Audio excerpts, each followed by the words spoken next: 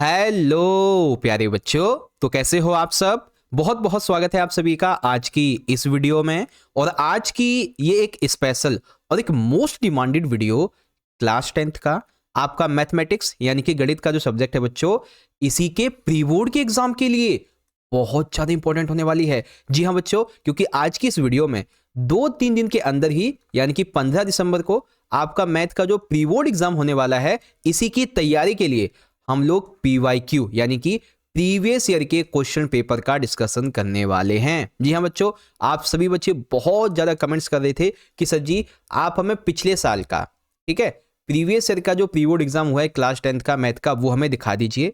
हम उस पेपर को खुद से सॉल्व करना चाहते हैं और ये देखना चाहते हैं कि हम कितने पानी में हैं, कितनी प्रैक्टिस हमारी हो रखी, कितनी तैयारी है हमारी, कितनी प्रिपरेशन है। ठीक है, तो इस वीडियो में हम 2023 और 24 का आपका जो PYQ है वो आपको दिखाने वाले हैं। फिर आपको अगली वीडियो में 2024 और 25 का दिखा देंगे। ठीक है, अब देखो, मैथमेटिक्स चाहे आपके पास में बेसिक हो या फिर स्टैंडर्ड हो, दोनों के लिए वीडियो इंपॉर्टेंट है। इवन मॉर्निंग शिफ्ट और इवनिंग शिफ्ट दोनों के लिए, और साथ ही साथ हिंदी मीडियम और इंग्लिश मीडियम दोनों के लिए। ओवरऑल ये मान लो 10वीं में आपके पास में मैथ है ना, तो सभी के लिए इंपॉर्टेंट है। ठीक है, और कमेंट थे आपके कि सर जी हमें ना PYQ एक बार दिखा दो, हम सॉल्व करना चाहते हैं। तो इसके सॉल्यूशन की जो वीडियो है, ठीक है, सॉल्यूशन की या तो मैं वीडियो अपलोड करूंगा या तो आपके लिए मैं लाइव सेशन अटेंड करूंगा। तो अगर आपको लाइव चाहिए सॉल्यूशन का तो कमेंट करना कि मैथ लाइव नीड, इस तरीके से मैथ लाइव नीड, इस प्रकार से मैथ सॉल्यूशन लाइव नीड। ठीक है, चलो एक बार पेपर का पैटर्न देख लेते हैं। लेटेस्ट भी और ओल्ड भी दोनों एक ही साथ हैं, सेम पैटर्न है आपका। पेपर में 38 प्रश्न होंगे और 5 खंड होंगे। खंड का जो होगा बच्चों, इसमें आपके टोटल 20 MCQ होंगे, 18 नॉर्मल MCQ और 2 आपके अवकथन कारण वाले।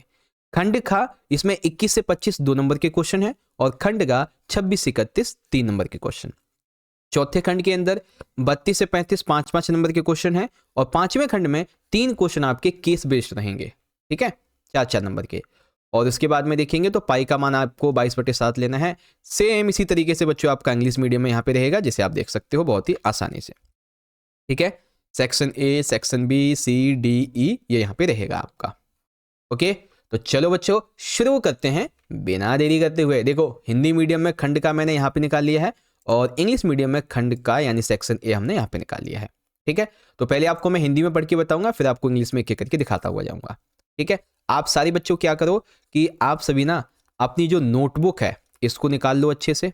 ठीक है, और 3 घंटे का एक टाइमिंग लगाओ और प्रैक्टिस करो अच्छे से, इस पेपर को सॉल्व करो। जो जो क्वेश्चन आपको मैं दिखाता हुआ जाऊंगा, और जब आपके लिए मैं लाइव सेशन अटेंड करूंगा, ठीक है, इस सैंपल पेपर का, इस PYQ का, तो आपको सब अच्छे से समझाऊंगा। ठीक है, अभी बेसिकली डिमांड आपकी बहुत थी, बहुत कमेंट थे कि सर जी एक बार पेपर हमें दिखा दो जल्दी से, ताकि हम खुद से प्रैक्टिस कर सकें। ठीक है, तो आओ बच्चों देखते हैं क्या करके। तो देखो बच्चों, सबसे पहला हमारा क्वेश्चन क्या है, यदि HCF 96 और 104 इक्वल में 8 है, यानी कि 96 और 108 का HCF कितना है, 8 दिया गया है। तो अब आपको एलसीएम फाइंड करना है, निकालना है 96 और 104 का। ठीक है, HCF तो मिल गया हमें, अब एलसीएम निकालना है। तो एलसीएम इसमें से क्या हो सकता है, बहुत ही सिंपल सा क्वेश्चन है हमारा ये, है ना। यहाँ पे देखेंगे HCF हमें ये दे रखा है, तो एलसीएम हमारा क्या निकलेगा, इसके लिए बहुत ही सिंपल सा है। फिर सेकंड क्वेश्चन, बहुपद AX² प्लस BX - C, इसके शून्यांकों का गुणनफल क्या होगा। जहां पे ABC वास्तविक संख्या दे रखी हैं और A does not equal to 0 हो, तो यहाँ पे इसका शून्यांकों का गुणनफल क्या होगा। ठीक है, तो जल्दी से आप इसको फाइंड करो, इसको सॉल्व करो अच्छे से। ठीक है, the product of the zeros of polynomial AX² plus BX - C, जहाँ पे ABC रियल नंबर्स हैं और A does not equal to 0 होगा, तो क्या निकलेगा बच्चों यहाँ पे हमारा प्रोडक्ट, वो आपको यहाँ पे बताना है। ठीक है, अच्छे से देख लो बच्चों, यहाँ पे सारे क्वेश्चंस लिखे हुए हैं बहुत बढ़िया तरीके से। फिर आगे देखेंगे तो ये है क्वेश्चन नंबर 3। आपको एक द्विघात समीकरण दिया गया है, 3x² - 6 प्लस में 1 इक्वल में 0। ठीक है, तो हमें इसका विविक्तीकरण निकालना है। ठीक है, विविक्तीकरण का क्या मतलब होगा, यहाँ पे हमें इसका डिस्क्रिमिनेशन निकालना है इस क्वाड्रेटिक इक्वेशन का।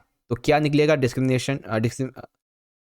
डिस्क्रिमिनेंट। ठीक है ना, तो क्या होगा ये हमें फाइंड करना है। उसके बाद ये the following pair of linear equation है। ठीक है, तो इसका कितने सॉल्यूशन निकल के आएंगे, नो, 2, इनफाइनाइट या फिर ओनली वन।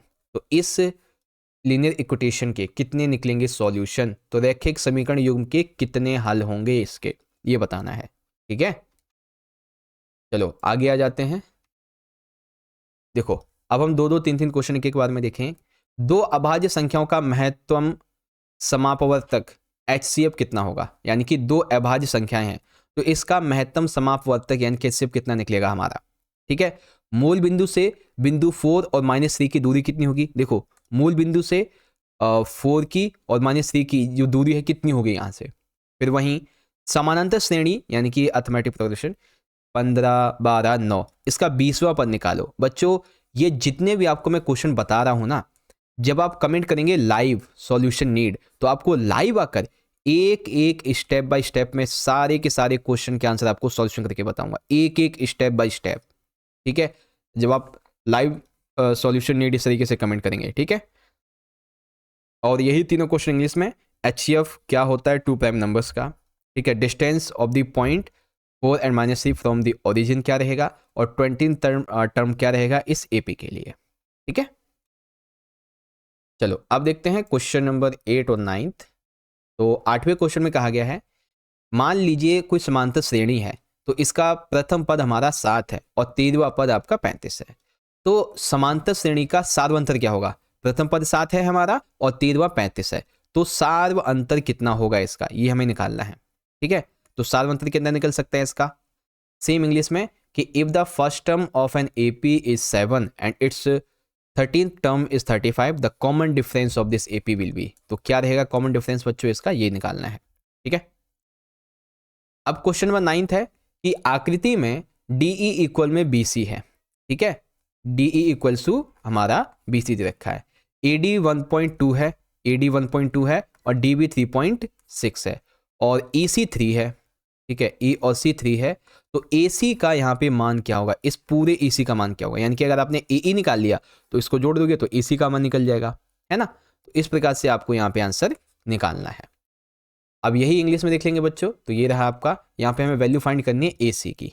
ओके ओके, तो अब देखो बच्चों क्वेश्चन नंबर 10 हमसे क्या कहता है कि यदि त्रिभुज ABC टिल्डर त्रिभुज DEF जिसमें एंगल A 47 है, एंगल E हमारा 83 है, तो एंगल C हमें यहाँ पे निकालना होगा। ठीक है, अच्छे से सॉल्व कर लेना।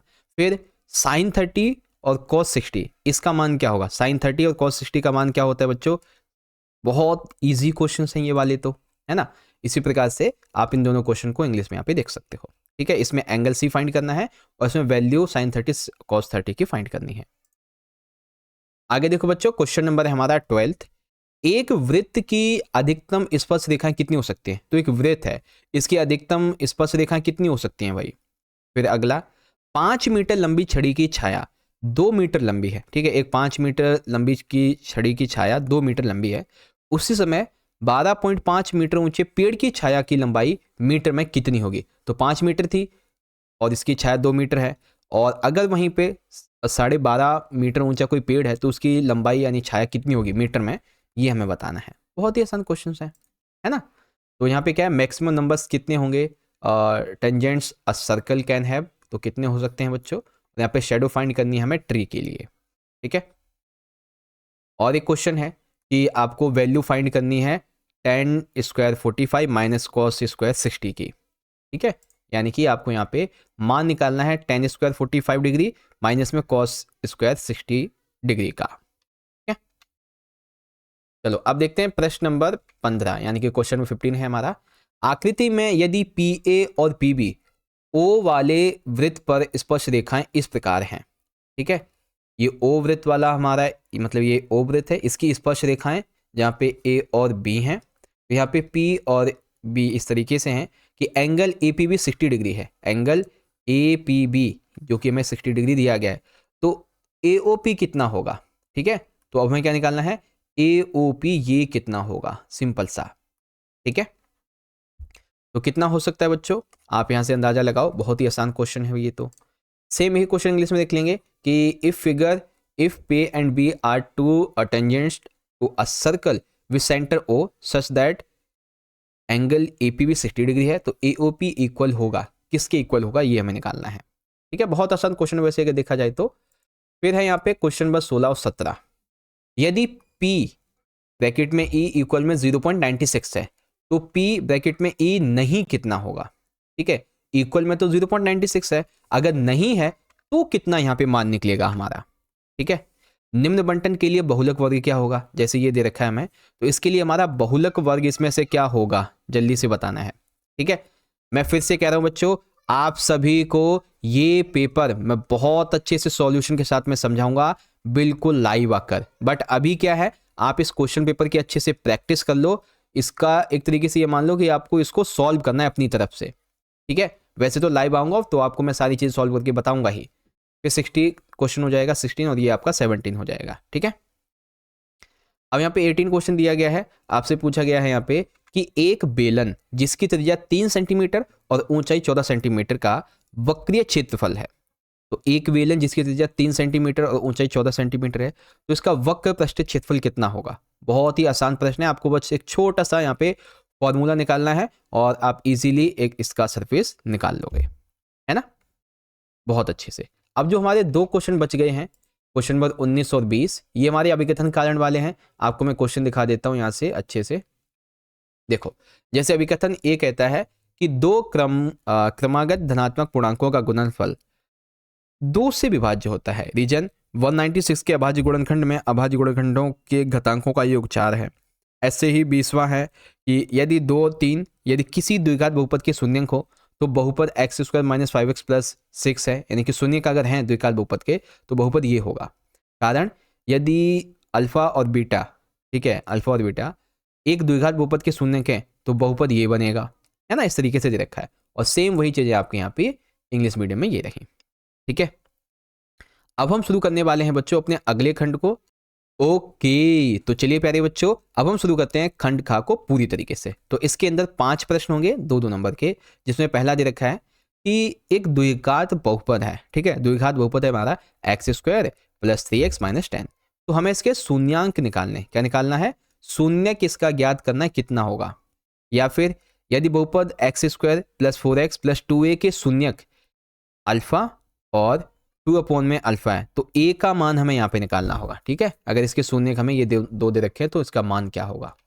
ठीक है, यही क्वेश्चन है इसमें, find the zeros of the quadratic polynomial, इसके जीरोस क्या रहेंगे। ठीक है, अगर जीरोस पॉलिनोमियल इसके हमारे ये दे रखे हैं 2, तो हमें यहाँ पे ए की वैल्यू फाइंड करनी है। ओके, चलो अब क्वेश्चन नंबर 22 देखो, त्रिभुज ABC जिसमें कोण B समकोण है, तो ABC 20 सेंटीमीटर है, BC 7 सेंटीमीटर है, तो साइन C का मान निकालिए। किसका निकालना है, साइन C का आपको मान निकालना होगा। या फिर त्रिभुज ABC जिसका कोण B समकोण है, यदि 15 कॉट A 8 है तो साइन A का मान निकालो। अरे सर ये तो बड़े खतरनाक है।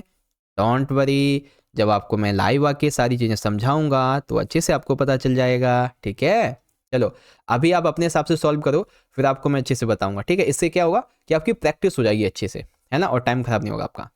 उस बिंदु के निर्देशांक निकालिए जो बिंदुओं 4, -3, 8 एंड 5 इसको जोड़ने वाले रेखाखंड को आंतरिक रूप से 3:1 के रूप में डिवाइड करे। तो हमें उस बिंदु के निर्देशांक यहाँ पे निकालने हैं। बहुत आसान प्रश्न है बच्चों। ठीक है, वेरी सिंपल क्वेश्चन है कि find the coordinates of the point which divides the line segment joining the points 4, -3 and 8 and 5 in the ratio 1 eternally। ठीक है, फिर आता है क्वेश्चन नंबर 24। अब इसमें कहा गया बच्चों, निम्नलिखित बंटन के लिए माध्य अंक निकालो। क्या निकालना है, माध्य अंक आपको निकालना है यहाँ पे। ठीक है, इसके लिए माध्य अंक हमारा क्या रहने वाला है। ठीक है, मीन मार्क्स क्या रहेंगे इसके, वो फाइंड करना है। अब यहाँ पे देखो क्वेश्चन 25 क्या कहता है कि आकृति में यदि GE इक्वल है CB के, ठीक है, तो G और E इक्वल है किसके बच्चों, C और B के। ठीक है, किसके, C और B के। ओके, GF इक्वल है CD के और GF इक्वल है C और D के। तो सिद्ध करना है आपको AF अपॉन में FD। ठीक है, AF अपॉन में FD इक्वल में AE अपॉन EB। इस तरीके से आपको इसे सिद्ध करना है ना। और सेम इसी का इंग्लिश वर्जन देखेंगे बच्चों, तो ये रखा आपको यहाँ पे प्रूव करना है बेसिकली इस सेगमेंट को।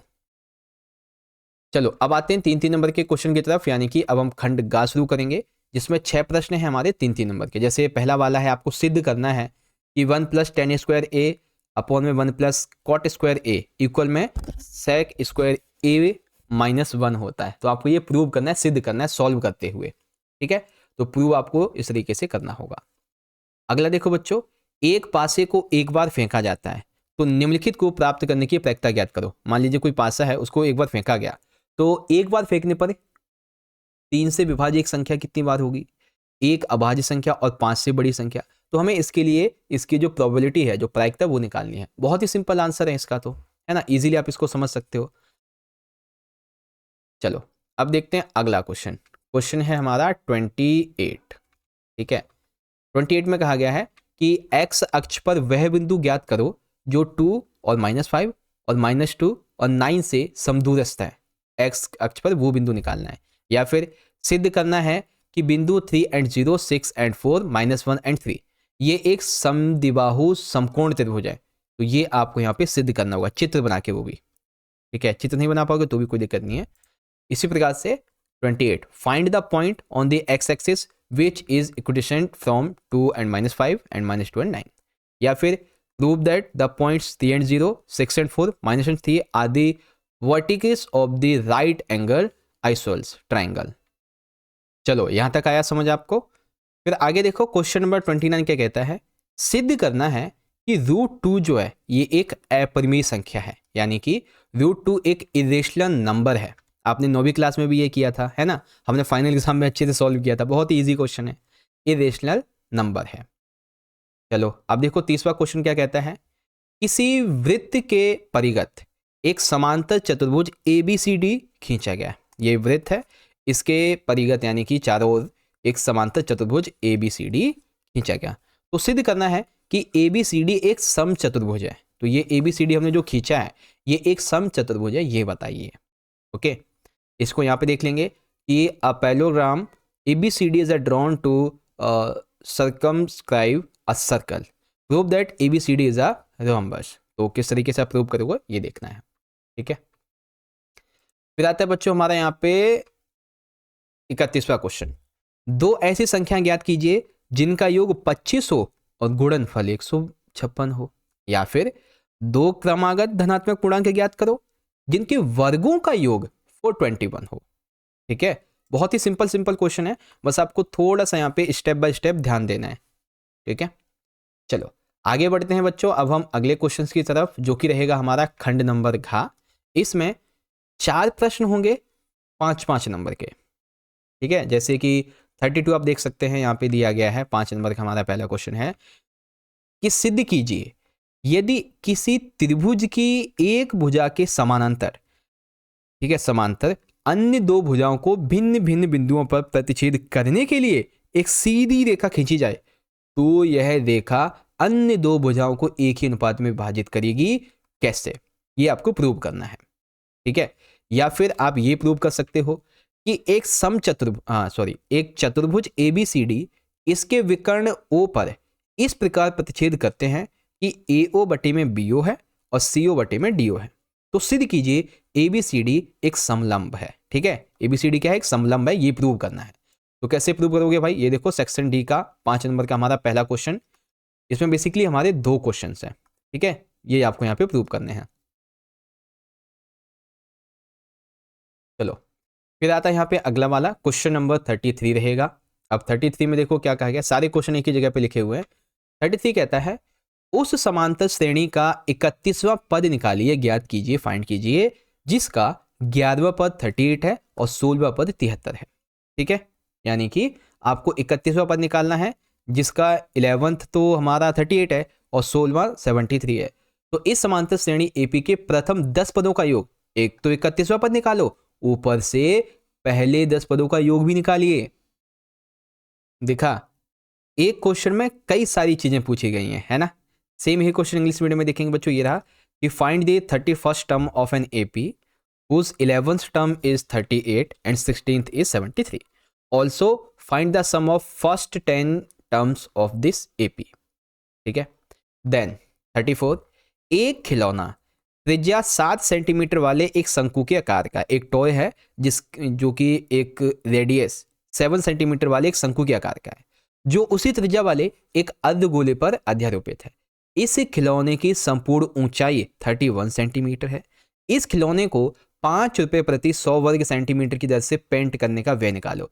बच्चों ये क्वेश्चन मोस्ट इंपॉर्टेंट क्वेश्चन है जो एग्जाम में आ सकता है। ये पेंट करने वाले जो क्वेश्चन होते हैं, खेत में भरने वाले, क्यारी लगाने वाले, ऐसा क्वेश्चन जरूर आता है एग्जाम में। और ये जो पद निकालना है, योग वगैरह ज्ञात करना, ऐसे क्वेश्चन 110% क्वेश्चन एग्जाम में आते हैं।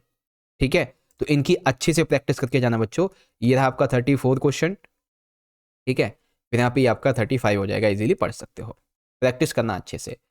फिर इसका आगे देखेंगे, यहाँ पे तो दिया गया है 35। यहाँ पे कहता है समुद्र तल से 80 मीटर ऊंची लाइट हाउस के शिखर से देखने पर दो समुद्री जहाजों के अवनमन कोण 30 डिग्री 45 डिग्री है।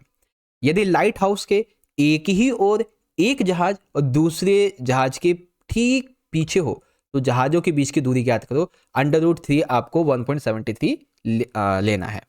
ठीक है, बहुत ही डिफिकल्ट क्वेश्चन है बट इजीली आप कर सकते हो। या फिर अथवा देखेंगे तो एक 80 मीटर चौड़ी सड़क के दोनों ओर आमने सामने लंबाई वाले 2 खंभे लगे हुए हैं। इन दोनों खंभों के बीच में सड़क पर एक बिंदु से खंभे के शिखर के उन्नयन कोण 60 डिग्री 30 डिग्री है। खंभों की ऊंचाई और खंभों के बीच की दूरी निकालिए क्या होगी। ठीक है, और यही सेम क्वेश्चन इंग्लिश में, ये रहा आपका पहला वाला, और ये आपका यहाँ पे जो अथवा वाला है वो हो जाएगा, यानी कि और वाला। ठीक है, अब 2-3 मिनट और लगेंगे, हम अपना 5वां खंड भी फटाफट से डिस्कशन कर लेते हैं। 5वां खंड 3 क्वेश्चन है इसमें हमारे 4 नंबर के प्रकरण यानी कि स्रोत आधारित। ठीक है, सेक्शन सी जिसे आप कह सकते हैं केस बेस्ड क्वेश्चन इसमें होंगे 4 नंबर के। अब एग्जाम्पल के लिए जैसे हमारा ये पहला वाला क्वेश्चन दे रखा है। ठीक है, कि एक संस्थान ने कक्षा 10 के मेधावी विद्यार्थियों को छात्रवृत्ति प्रदान करने के लिए एक परीक्षा आयोजित की, और इस परीक्षा में जो विद्यार्थी 60% या 60% से अधिक अंक प्राप्त करेंगे उन्हें 2000 रुपये प्रति विद्यार्थी 1 वर्ष के लिए प्रदान किए जाएंगे। अब यहाँ पे कुछ अंक ही दिए गए, प्राप्त अंक और विद्यार्थियों की संख्या दी गई है। अब क्वेश्चंस क्या क्या बनते हैं यहाँ से देखेंगे तो जानकारी के आधार पर यह बताना है, विद्यालय को संगठन से छात्रवृत्ति के लिए मिलने वाली राशि ज्ञात करो। बहुलक वर्ग अंतराल की उच्च सीमा बताओ। विद्यार्थियों द्वारा प्राप्त अंकों का बहुलक या फिर माध्यक लिखो। ठीक है, बहुलक निकालना है या माध्यक निकालना है इस डेटा के हिसाब से। ठीक है, सेम ही इंग्लिश मीडियम में देखो बच्चों, ये रहा आपका पूरा का पूरा क्वेश्चन और इस तरीके से आप देख सकते हैं। चलो अब आता है क्वेश्चन नंबर 37। यहाँ पे दिया है कि प्रियंका एक स्टेशनरी की दुकान पर गई है। उसने 19 रुपये में 3 पेंसिल और 2 रबड़ खरीद ली। प्रियंका की सहेली रितु ने भी नई तरह की पेंसिल और रबड़ खरीदने के लिए 31 में उसी तरीके की 5 पेंसिल और 3 रबड़ खरीदी। अब आंसर देना है। दोनों स्थितियों के लिए 2 चर वाले रैखिक समीकरण लिखिए। एक पेंसिल का मूल्य निकालिए। 2 पेंसिल तथा 5 रबड़ का मूल्य ज्ञात करो। या फिर पेंसिल और रबड़ में महंगा क्या है और कितना महंगा ये बताओ। एक तो महंगा क्या है और कितना महंगा है ये भी बताओ। ठीक है, उसके बाद में सेम क्वेश्चन आपका इंग्लिश मीडियम में यहाँ पे रहेगा और इससे रिलेटेड आपके ये 3 क्वेश्चन यहाँ पे हो जाएंगे। ठीक है, चलो अब आता है यहाँ पे क्वेश्चन नंबर 38। मीरा ने एक नया घर खरीदा है। घर को सजाने के लिए उसने बाजार से कुछ सामान खरीद लिया। उनमें से एक था गोल मेजपोश। उस मेजपोश पर 6 समान डिजाइन बने थे। इस तरीके के 6 समान डिजाइन बने थे जैसा कि आकृति में दर्शाया गया है। गोल मेजपोश की त्रिज्या है 35। इसकी जो त्रिज्या है हमारी वो कितनी है 35 सेंटीमीटर। अब क्वेश्चन क्या बनते हैं, एक जीवा के द्वारा केंद्र पर बने केंद्रीय कोण का माप निकालिए। त्रिज्यखंड एओसी का क्षेत्रफल निकालिए। दीर्घ त्रिज्यखंड एओसी का क्षेत्रफल ज्ञात कीजिए अथवा एक डिजाइन का क्षेत्रफल ज्ञात कीजिए जिसमें √3 आपको 1.7 लेना है। ठीक है, सेम इसी तरीके से इंग्लिश मीडियम में देख लेंगे बच्चों। ये रहा आपका क्वेश्चन नंबर 38। ओके, और इसी क्वेश्चन के आपके जो क्वेश्चंस हैं, ठीक है, ये रहे आपके 1 2 3, या फिर आप इसमें से ये वाला कर सकते हो। ठीक है, बहुत ही सिंपल तरीके से है और इजीली मैंने आपको जितने भी क्वेश्चन वगैरह थे चाहे हिंदी में हो इंग्लिश में हो सबके सब यहाँ पे अच्छे से बता दिए हैं। ठीक है, तो इस तरीके से बच्चों आपका जो PYQ है 2023 और 24 का वी-बोर्ड एग्जाम का वो यहाँ पे मैंने आपको बता दिया है। अब इसके अलावा ध्यान से सुनो, अगली जो वीडियो होगी, ठीक है, अगली वीडियो उसके अंदर इसी पेपर को जो आपका 2023-24 का है ना, इसी पेपर का हम कंप्लीट सॉल्यूशन करेंगे और वो भी लाइव आकर। ठीक है, तो एक बार सारे बच्चे लाइव के लिए कमेंट कर दो कि सैंपल पेपर, सैंपल नहीं, PYQ सॉल्यूशन लाइव नीड, इस तरीके से, या फिर लाइव नीड भी लिख दोगे तो भी मैं समझ जाऊंगा। ठीक है, तो अभी तो हम 2023-24 का सॉल्व करेंगे अगली वीडियो में, अगले लाइव में। फिर आपको इसी तरीके से पिछले साल का 2024 और 25 का करवाएंगे, फिर आपको हम सैंपल पेपर करवाएंगे। ठीक है, फिर लेटेस्ट पेपर करवाएंगे। इसके अलावा हम आपके लिए मोस्ट इंपॉर्टेंट जो क्वेश्चन हैं ये करवाएंगे। हम आपके लिए MCQ का सेशन भी अटेंड करेंगे बच्चों, है ना। तो आप सारे बच्चे जुड़े रहो बस हमसे, आपके लिए कई सारा कंटेंट आने वाला है और आपकी तैयारी बहुत अच्छी होगी। ठीक है, चलो बच्चों, मिलते हैं नेक्स्ट सेशन में, तब तक के लिए आप सभी पढ़ते रहो, ख्याल रखो अपना अच्छे से। बहुत बहुत धन्यवाद। जय हिंद, जय भारत, वंदे मातरम।